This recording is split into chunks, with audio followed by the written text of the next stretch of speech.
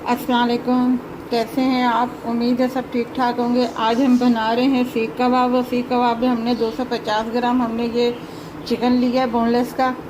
और इसमें जो ऐड होगा ये प्याज हैं। 2 प्याज हमने लिए हैं जिसे हमने क्रश कर लिया है इस तरीके से।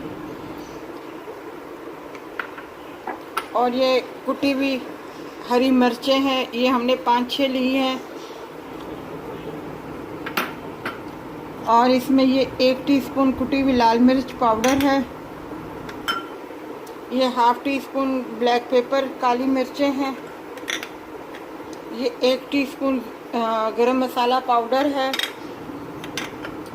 और ये साबुत ज़ीरा है थोड़ा सा, ½ टी के बराबर। और 1/4 टीस्पून पाउडर है ज़ीरे का।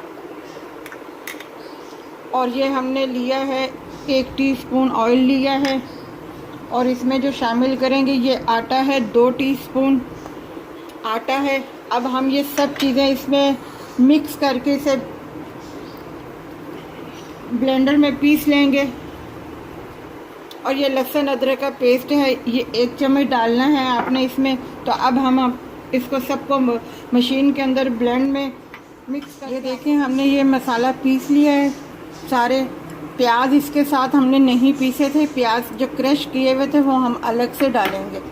और जो हमने हरी मिर्चें बताई थी उसमें से हमारी ये इतनी सी 1 टीस्पून के बराबर बच गई हैं, क्योंकि ज़्यादा हम स्पाइसी नहीं है। अगर आपने ज़्यादा स्पाइसी करना है तो आप पूरी डाल सकती हैं इसमें मिर्चें। नमक हस्बे ज़ायका है। ये प्याज हम इसमें डालेंगे और देखेंगे कि इसमें कितने डलते हैं।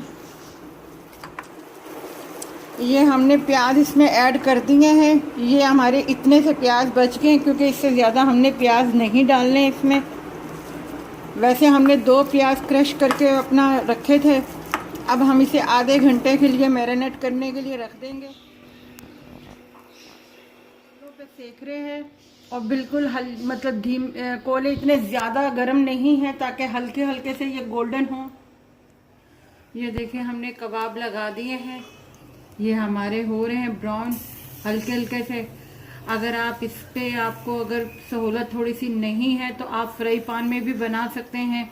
और अगर आप समझे कि इस तरीके से आपको बनाने में आपके कबाब टूट रहे हैं तो आप हल्का सा पानी भी लगा के इसे सेट कर सकते हैं, या अंडा भी इस्तेमाल कर सकते हैं इसमें कबाब के अंदर, तो आपके कबाब जो हैं टूटेंगे। ये देखिए हमारे सीख कबाब तैयार हैं।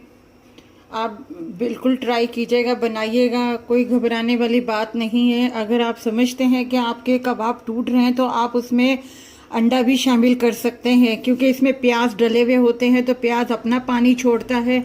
इसे ज़्यादा देर नहीं रखना। जब आप बनाएं तो 15-20 मिनट के बाद ही आप बनाना शुरू कर दें।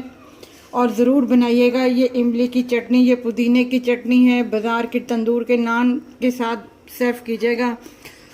कभी शौक़ हो बारबेक्यू करने का तो ज़रूर ट्राई कीजिएगा। हमारे चैनल को सब्सक्राइब कीजिएगा, लाइक कीजिएगा, शेयर कीजिएगा और अपना ख्याल रखिएगा। अल्लाह।